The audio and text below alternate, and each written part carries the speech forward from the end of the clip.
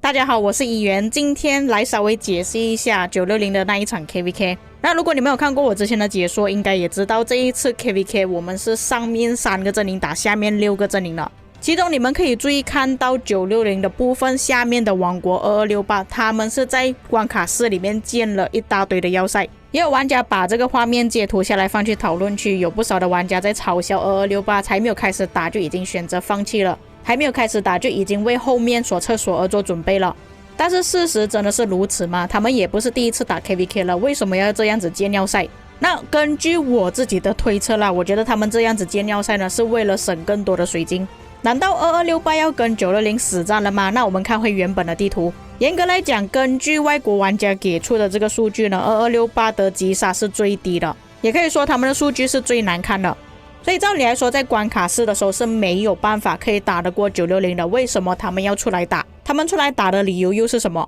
那么如果你们有当过阿斯，有在失落之地建过要塞的话，应该都知道在失落之地建要塞是不会消耗任何的水晶，只会消耗联盟积分还有联盟的资源点而已。这些旗帜在一开始建的旗帜是免费的，不需要征收任何的水晶，但是建到越后期需要花的水晶就会越来越多，这个也就是2268的意图了。如果你们有仔细去看2268他们建要塞的位置，每一个要塞其实落下的位置都是有碰到水晶的。别人笑我太疯癫，我笑他人看不穿。这样丢要塞才是真正2268想要的东西，他们并不是傻。当然他们这样子建要塞也是要相对付出一点东西，就是联盟积分。我个人认为他们是已经计算了联盟积分足不足够可以在之后建更多的要塞，已经是做好计算跟计划才丢这些要塞，所以你们可以理解为他们是用联盟积分去换取更多的水晶，并且在一开始建的旗帜全部都不会消耗水晶的。那么问题来了，他们留这么多水晶是为了什么呢？难道真的是想要跟960打吗？他们打得过960吗？我们看关卡室外面，也就是区域5的环境，那么肯定对方他们是会用翻墙的方式建旗帜出去的。但是建旗帜出去有办法可以抵挡这960吗？这个答案是肯定的，反而他们做防守方还有优势。那稍微把画面放大一点点，画面的左手边有一个2268的要塞，那你们也看到这里的地形了。如果2268从这里建旗帜出去的话，第一个部分野蛮人据点会帮他挡着960。第二，根据地形这里的山脉来看的话，这些山脉反而可以帮助他们很大。如果960要进攻，必须要分成多条路线进攻，又或者是打野仗，他们必须要绕过一座又一座的山。各位也知道960最大的问题就是人很少，反而对方还有可能进攻960，如果他们人比较多。并且你们也看到这个地形了，这个防线建起来的话，他们可以直接在关卡5那边建起要塞，因为他们用翻墙的方式建出去，再加上这个地形的影响，只要把这个联盟的旗帜建到上面的关卡6的位置，后面再继续扩建，在一开始拿下门口的时候丢要塞在关卡5隔壁，这就是他们的计划了。而且这边有2个关卡5，这边一个，下面还有一个关卡5，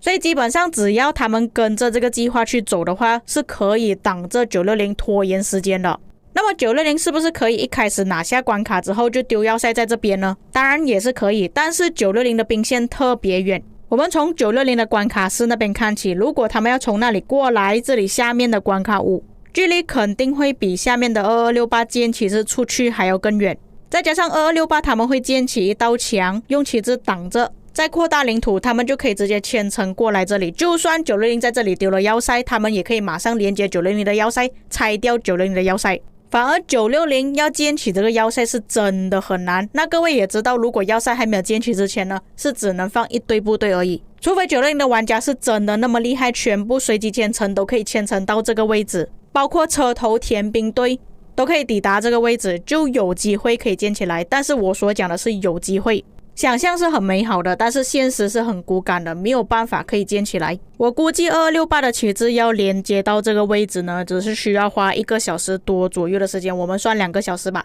至少960要顶1个小时这个要塞，才可以成功把要塞建起来出入关卡5，直接碰上1034，否则对方就会在这里建起一道万里长城，拖延960的时间，让960没有办法拿下关5。就算拿下关5了，也有很大可能那时候关卡5已经开放了，然后1034从他们自己的关卡5走出去，走到这个位置的关卡5，拿下这个关卡5之后，跟2268交替，轮到1034攻打960，变成960从一开始就没有办法休息了，他们要打到黄庭为止。当然这个也是最糟糕的情况，假设说2268他们没有办法建起这道墙，没有办法挡着960的话，其实到关卡5还是有的打的。但是假设2268的计划成功了，960就会很麻烦。那这里就跟大家解释为什么，如果他们真的是等到关卡5开放为止还依然撑着，1034直接过来拿下这个关卡5，也就变成这个关卡5其实960是已经失去了进入权。在之前的解说我就已经有讲过960他们的合作方式的关系，所以只拥有一个第6区域而已，也就是最上面那个。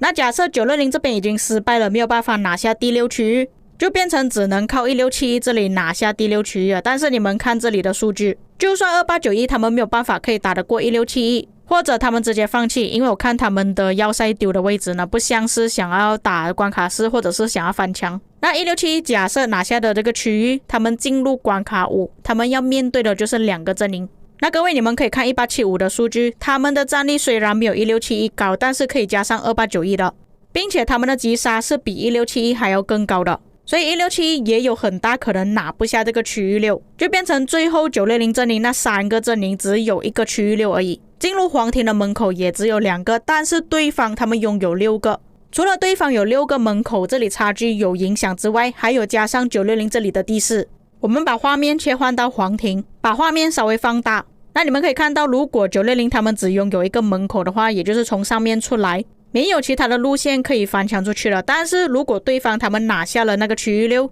他们是直接可以从这一条线翻墙出去，然后把旗帜建起来。那么就算对方他们没有办法把旗帜建起来，这时候地形又有受到影响了。那你们可以看到这里有一个野蛮人据点，还有好几座山全部都挡着了960的去路，也就变成在皇庭的时候960没有办法把旗帜直直的往下建下来，反而对方可以挡着960。再加上地形的问题，960的旗帜只能往斜建，这样就很大可能让960输了这一场 KVK。 所以这一场的关键在于2268他们在关卡4表现得怎么样了。还有那些1034的 fanboy， 你们不要再讲不公平啊，960那边的阵营全部都是氪金玩家。这个游戏是战略游戏，怎样讲都好，都是要靠战略的。假设我今天推测2268的计划是没有推测错的话，也就证明说2268他们是真的表现得很好。第一点就是勇气方面，他们的实力是肯定没有办法跟960打的，但是他们还是决定出去。第二点就是他们用策略性的玩法去打这个游戏，而不是无脑的送人头出去而已。